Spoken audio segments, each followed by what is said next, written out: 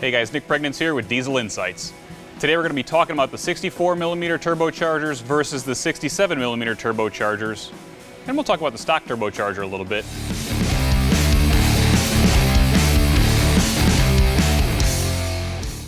Now this Diesel Insights is going to have obviously our Stealth 64, Stealth 67, and stock LB7 turbo, but what we're going to talk about applies across many varieties of turbochargers, so S300s, S400s, Garrett turbochargers. It's kind of like the basics of what are the differences as you go up in turbocharger size. Now these differences are not the things you're going to read about in the product literature, right? It's not the dyno sheet.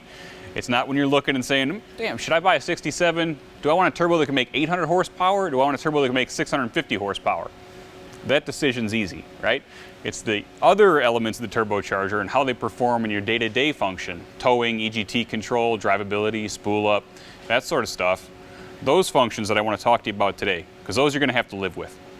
So when the manufacturer selects a turbocharger for a vehicle, they have a product plan, right? How much horsepower the truck is supposed to make. In this case, 300 horsepower LB7.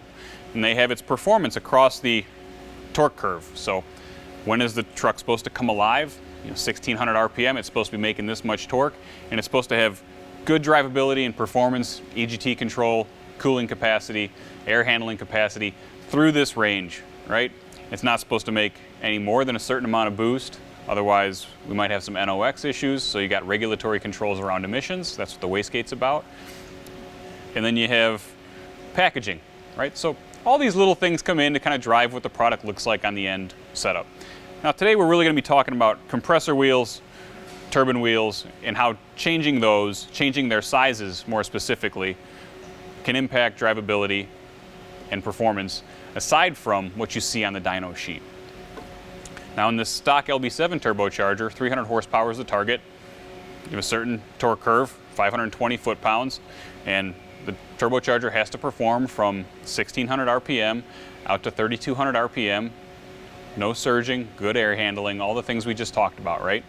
Now as we move into the performance market, we go to the Stealth 64 G2.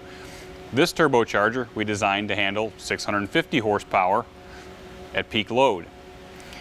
That means it needs a lot more compressor wheel and it needs a lot more turbine wheel to move that air. And we've talked about this in past Diesel Insight videos. You can see physically the difference in the scale of the compressor wheel and the turbine, right? So bigger size, more flow, more air handling capacity. Let's talk about what that does to drivability. A larger turbine is going to add weight to the rotating assembly, so you're going to have a little bit slower spool up.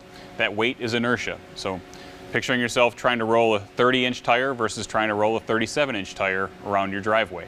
Right? The 37-inch tire is going to be a little bit harder to roll, and once it gets rolling, it's going to move and it's going to have a little bit more inertia. There's not that much difference in weight in the compressor side, nothing to be concerned about there, but there's a difference in the efficiency curves. So the 64mm compressor wheel is efficient at higher airflow numbers, that is more mass airflow. So the more mass airflow that this turbocharger is moving, that is the higher RPM it's operating and the higher boost numbers that it's operating in, this compressor wheel is going to move air more efficiently, that is not introduce heat into your intake charge, not cost you extra drive pressure and extra energy from the turbine at those higher power levels. The only downside, like we talked about earlier, is it's slightly slower to spool up. And we have done those comparisons and we have deemed to you, the user, that is a worthy trade-off to have the ability to make that much more horsepower and have that better EGT control under heavy load with a tuned truck. So let's talk about a situation. You're going to use this stock turbocharger and you're going to go up an 8-mile grade and you're going to use full throttle, right? You got a gooseneck behind you. You're going to run the truck sustained at 2,800 RPM in fourth gear, really just humming along, trying to get the most out of it, right? Trying to beat that 45 miles an hour, 50 miles an hour, whatever it is.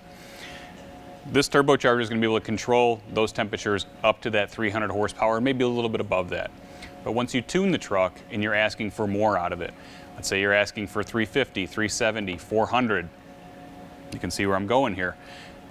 This turbocharger, this LB7 stock turbo, is going to introduce a lot more heat to the intake charge, and when it does that, that heat is going to make its way through the motor into your exhaust gas temperatures.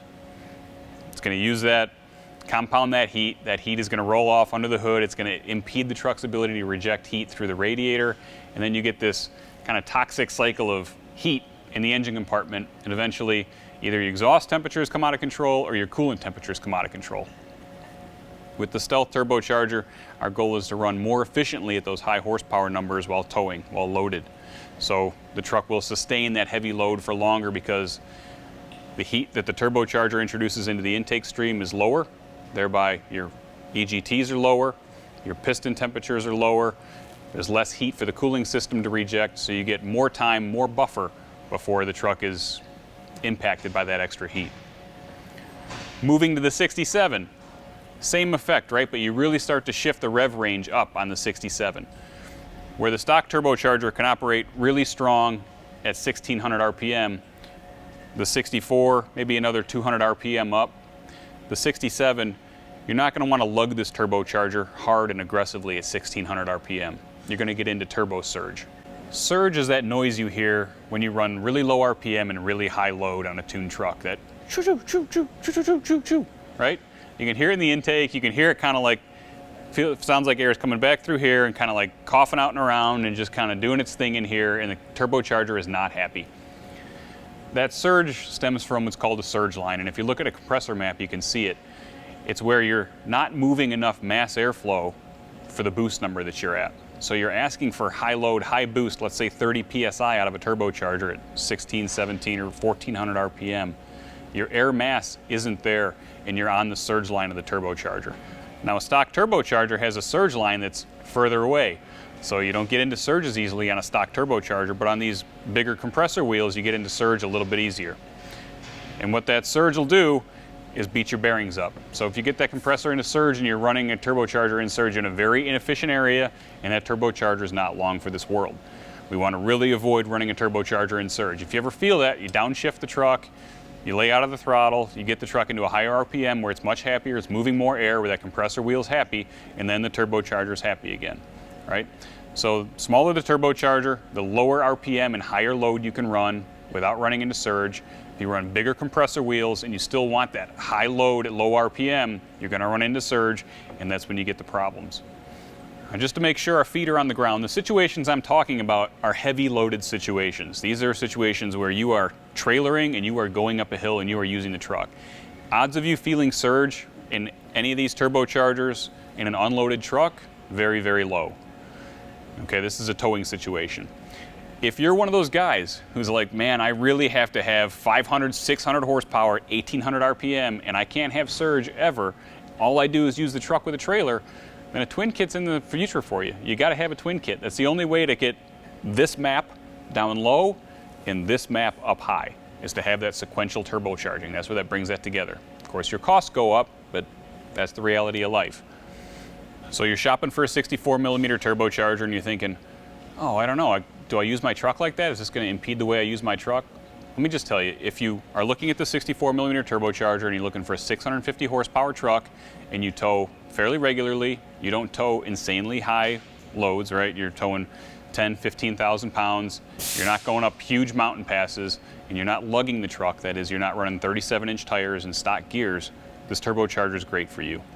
Okay, if you're running really, really high loads, really high altitude, large tires, and you like to tow with the truck often, then stock turbocharger or twins is this turbocharger for you.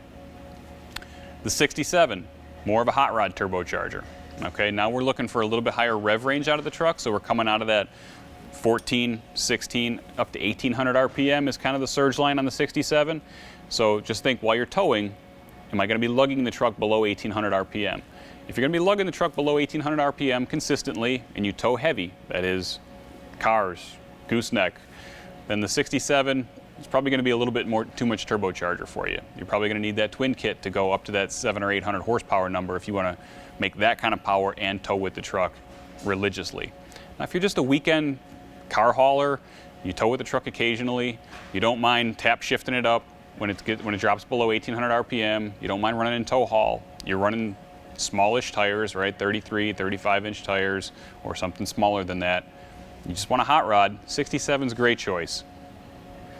I hope this kind of summarizes, everything that I've said about these turbochargers applies generally across the board. So whether you're looking at S300s, S400s, S464 versus S467 versus 472, right? Those same fundamentals apply across the board. I just want to make a note that the smaller the exhaust housing, that is the tighter the AR ratio, the more surge prone the turbocharger is. So if you're looking at an S464 with a 0.9 housing compared to a 464 with a 1.1 housing, the 0.9 housing is going to be more prone to surge, but it's going to be a nicer driving turbocharger. How's that for sacrifice? Hope we've given you something to chew on. I always enjoy talking about turbochargers. If you've got more you want to learn about these turbochargers or others, drop a line in the comments, man. Let's hear it. I'm Nick Priegnitz. This is Diesel Insights. Thanks for watching.